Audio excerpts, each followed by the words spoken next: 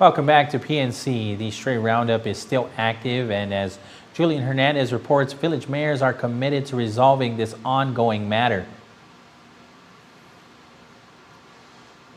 Started back in February this year, the roundup is part of a plan to address the island's stray animal issue. Since its start, there have been mixed responses to the ways the animals have been captured. President of the Mayor's Council of Guam, Jesse Allig, tells PNC that while the village mayors are deeply involved in catching strays and turning them over to the Game Animal Shelter, others are proposing alternative solutions to address this problem. There are different proposals, from Senator Rigel's proposal to what agriculture believes and GAIN and some other organizations believe are the best ways to resolve our issues with stray animals. The one thing that I think the Mayor's Council needs to do is to have its own stance and to either stick by it, do its research, and go full force on submitting our stance on how best to resolve this issue.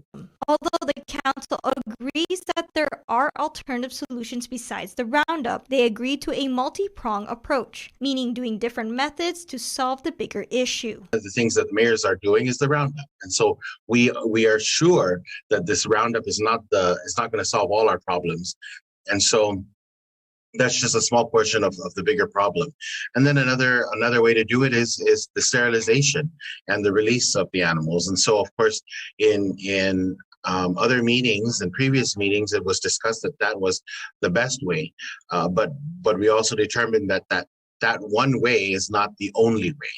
And so we want to consider other ways to resolve this issue. Alec adds that this is the stance that the Mayor's Committee needs to focus on so that they can bring it to the legislature. He wants the public to know that the council is very involved in fixing and finding a solution to the stray animal issue. Currently, GAIN has reached max capacity in accepting animals. Julianne Hernandez, PNC News First. Local artists Don Regis and Rick Castro are teaming up to showcase the artwork of several rising and established female artists in Guam in an art show set to open this Saturday. Destiny Cruz has more. Don Regis is an established artist with more than 30 years of professional experience under her belt.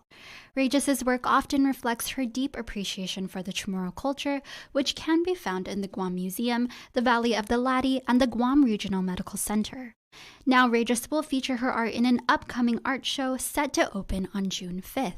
The art show, titled Imbentibu Famalawan, which translates as Inventive or Creative Women in Chamorro, will be hosted at the Castro Art Gallery, owned by fellow local artist and UOG art professor Rick Castro.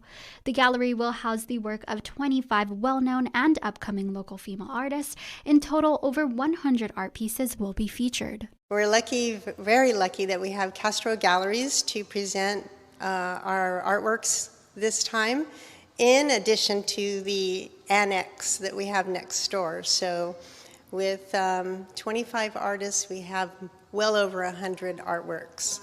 And there's prices that range from $50 to $5,500. So something for everyone here. Don, who is a strong advocate of women's empowerment, expressed the importance of art galleries such as these that aim to uplift and amplify the work of other women, stating, "So I still like, to take the time to let people see that women are very creative people. Most of the women that are represented, including myself here, have other jobs, have families, have other things that take away from their art time. And for them to be able to pull things together and support this exhibit, to me, is, just very awesome. And I totally appreciate their participation." Imbentibu Famalawan will run for a duration of 3 weeks, starting on June 5th, ending on June 26th, at the Castro Art Gallery located on the second floor of the Tumon Sands Plaza. The gallery will be open from 11 a.m. to 6 p.m. and is open to the public. For more details about Imbentibu Famalawan, visit at Castro Art Gallery on Instagram or visit donregisart.com. Destiny Cruz, PNC News First. Guam Community College announced that it's getting ready to kick off some brand new work training programs. In a presentation to the Rotary Club of Guam, the Guam Community College recently announced the launch of 19 new job training boot camps within the next few months. The boot camps will cover various in-demand areas for employment in Guam's community, ranging from plumbing to IT training.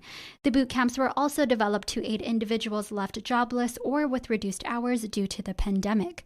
According to Dr. Okada, these boot camps are employer-driven and will prepare participants with the necessary skills needed for the workforce, stating, because a boot camp really is employer driven. In other words, you tell me what skills or what level these individuals need to have for you to hire them, and I'll help build that boot camp with you.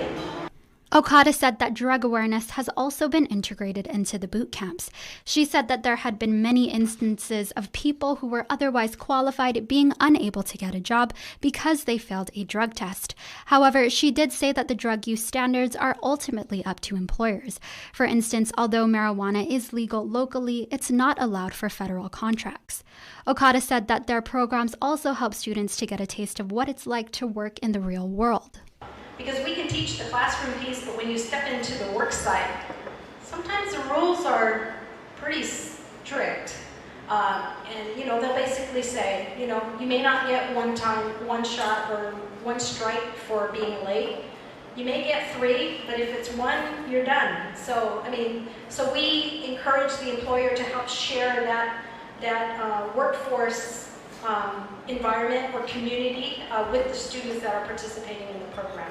Ultimately, Okada says that although in the past a 4-year academic degree was the key to financial success, there has been a shift towards trades becoming some of the highest paid jobs in the market. Destiny Cruz, PNC News First. Since Mossy, Destiny Cruz for the report. It's now time to announce our first Father's Day giveaway for the evening, brought to you by Gourmet Guam and the Sorensen Media Group. Our first winner for Cat FM is Rowena, and the next winner is from K57, and that's Paul. Trust me, it's not me and it's not Paul Charfris, it's another Paul. Don't go anywhere. We will give away 2 more winners for Power 98 and Shark. But first, we have your weekly look at crime with Sergeant Paul Tapao, followed by weather and sports with Destiny Cruz and Leo Payumo.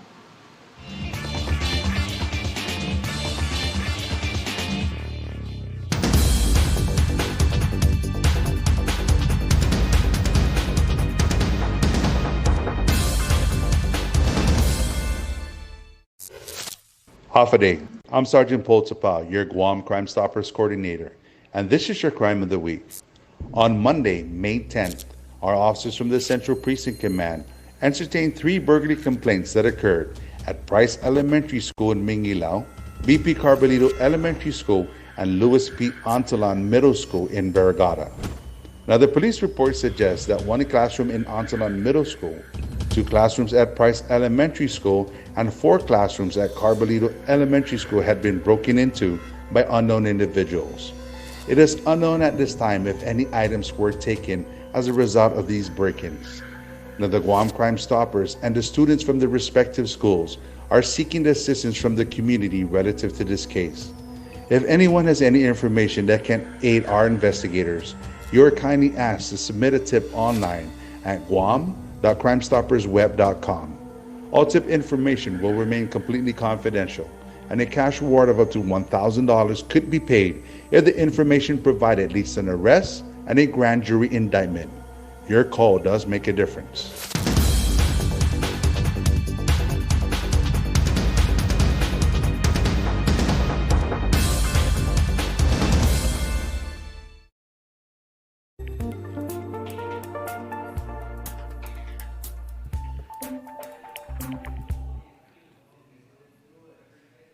Hafa Marianas, welcome to your local weather forecast. I'm Destiny Cruz and thanks for tuning in. While I hope that everyone is doing well during this difficult time, I'll be here to bring you a little bit of sunshine as we get through each week together. As we take a look at our 3-day forecast, we can look out for consistent weather patterns throughout the next few days. Starting by this evening, we can look out for the onset of partly cloudy skies and isolated showers as lows in the evening reach 79 degrees. Partly cloudy skies accompanied by a 20% chance of showers are expected to persist throughout Friday and Saturday as daytime highs reach 88 degrees, while lows in the evening reach 79. And that wraps up today's weather forecast. Have a beautiful evening and please be safe, Marianas. Adios.